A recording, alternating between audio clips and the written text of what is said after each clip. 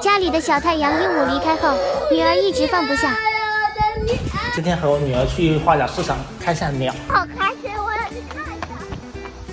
这不对，这是这么地方，那边前面的。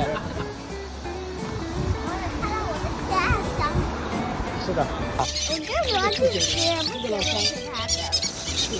它的。帮我买。我给你调一下好了，我讲它的。不咬你的。你看。它咬也不痛。对了，就是过水了，我的手上。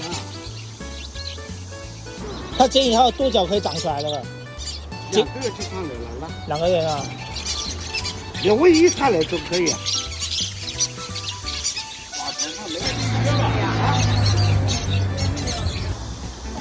和我女儿来买鹦鹉，然后我也买了只鹦鹉。